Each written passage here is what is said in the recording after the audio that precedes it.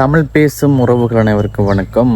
இன்றைய காணொலியில் இப்போ என்னத்தை பற்றி பேச வந்திருக்கிறேன்னு சொன்னால், இப்போ என்ன சொல்கிறேன், இந்த விடயத்தை பற்றி எப்படி சொல்கிறேன்னு தெரியாமல் இருக்குது.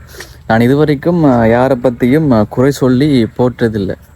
தெரியும், உங்களில் ஒருவன் யூடியூப் சேனல் மூலமாக யாரை பற்றியும் தவறாக சொன்னதும் இல்லை. அப்படி இன்னொரு ஆளை பற்றி நான் வீடியோ போட்டதும் இல்லை. இப்போ என்னென்னு சொன்னால், இப்போ இந்த சோசியல் மீடியாவில் நான் இப்போ சில வீடியோஸ் நான் பார்க்குறேன். இதை வந்து தவறான விடயம்ன்றதால தான் நான் சொல்கிறேன். நான் சொல்ல போகிற விடயம் உண்மையிலே தவறான விடயம். இதுக்கு யாரும் வந்து ஊக்குவிக்கக்கூடாதுன்றத ஒரு வகையில் நான் சொல்கிறேன். நான் ரீசெண்டாக ஒரு வீடியோ ஒன்று பார்த்தேன். நான் ஒரு அக்கா கையில் சிகரெட்டை வச்சுட்டு பாட்டு செய்து போட்டிருக்கிற ஒரு டிக்டாக்ல.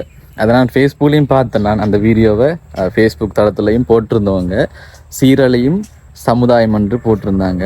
உண்மையிலே அப்படித்தானே. இப்போ அதில் என்ன கவலைன்னு சொன்னால், அந்த வீடியோஸுக்கு வர கமெண்ட்ஸுகளும் லைக்ஸுகளும், அப்படியான வீடியோஸை நீங்கள் என்ன ஊக்குவிக்கிறீங்க?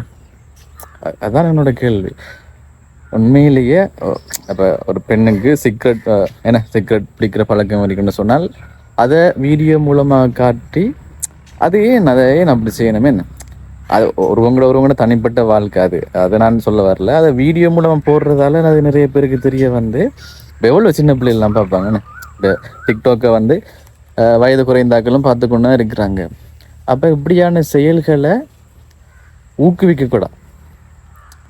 அந்த வீடியோவை யாரும் பார்க்காம கணக்கெடுக்காமல் இருந்தால் இந்த வீடியோ போட வேண்டிய அவசியம் இல்லை நானும். ஆனால் அதுக்கு வர லைக்ஸுகள் கேக் கணக்கில் லைக்ஸ் வருது. 10K 20K 30K அப்படி லைக்ஸ்கள் வருது. கமெண்ட்டுகளும் வருது. ஹார்ட்டெல்லாம் போடுறீங்க. அதனால தான் நான் சொல்கிறேன். அப்போ பெண்களோட உடம்பை காட்டி வீடியோ போட்டால் நிறைய லைக்ஸுகள் வருதுன்னு. அதான் உண்மை. அது இப்போ சோசியல் மீடியாவில் ஒரு பெண் வந்து உடம்பை காட்டி வீடியோ போட்டால் என்ன, இப்போ நல்ல விடயத்தை விட கெட்ட விடயத்துக்கு தான் இப்போ அந்த ரீச்ன்னு சொல்லுவாங்க. ரீச் வந்து குறுகிய நேரத்தில் கிடைக்குது லைக்ஸுகள். இப்போ சொல்லப்போனால் ஒரு நல்ல விடயத்தை கதைச்சி போட்டால் அதுக்கு வர லைக்ஸும், கெட்ட விடயத்தை போட்டால் அதுக்கு வர லைக்ஸும் வித்தியாசம் தானே. இப்போ இந்த விடயம், இப்போ ஒரு பெண் வந்து சிகரெட்டை பிடிச்சி கொண்டு வீடியோ போடுறாங்க. ஓகே, பார்க்க நல்லா தான் இருக்குது. சில பேருக்கு நல்லா இருக்கலாம், எனக்கு நல்லா இல்லை. அதனால தான் நான் சொல்கிறேன். இப்போ நான் என்ன சொல்ல வரேன்னு சொன்னால், இப்படியான இதுகளை ஊக்குவிக்காதீங்க. உண்மையிலேயே தவறான விடயம் தானே. அதையும் வீடியோ மூலமாக எடுத்து போட்டு அதை நிறைய பேர் பார்த்து அந்த வீடியோ பார்க்குறாக்களுக்கு அப்போ நம்மளும் இப்படி போடுவோம், நம்மளுக்கும் லைக்ஸ் வரும் என்ற ஒரு எண்ணம் வந்து நிறைய பேருக்கு தோன்றும். அப்போ இந்த டிக்டாக்ல இந்த டிக்டாக் பொதுவாக சமூக வலைத்தளங்கள் என்று வச்சுக்கொள்வோம்.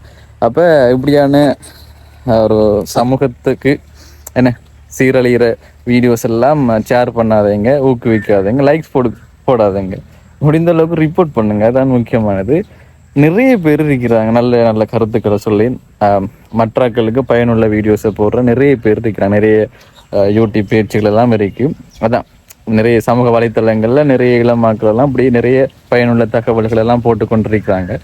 அப்போ அப்படியான முயற்சியாளர்களை ஊக்குவிங்கன்னு நான் சொல்கிறேன். என்ன சொல்கிறேன், இப்போ பொதுவாக என்ன சொல்கிறேன்னு சொன்னால், சமூகம் சீரழியக்கூடிய இந்த வீடியோஸுகளை ஆதரவு கொடுக்காதீங்க, ஷேர் பண்ணாதீங்க, லைக் பண்ணாதீங்க, கமெண்ட் பண்ணாதீங்க. இப்போ இந்த வீடியோ இப்போ நீங்கள் பார்த்து கொண்டிருக்கீங்கன்னு சொன்னால், நான் குறிப்பாக எந்த வீடியோ சொல்கிறேன்னு உங்களுக்கு தெரிஞ்சிருக்கும். ஓகேங்க, ஓகே. நான் ஒரு சரியான ஒரு விடையை தான் நான் சொல்லியிருக்கிறேன். ஓகே, இந்த வீடியோ தொடர்ச்சியாக பார்த்தவங்களுக்கு நன்றி.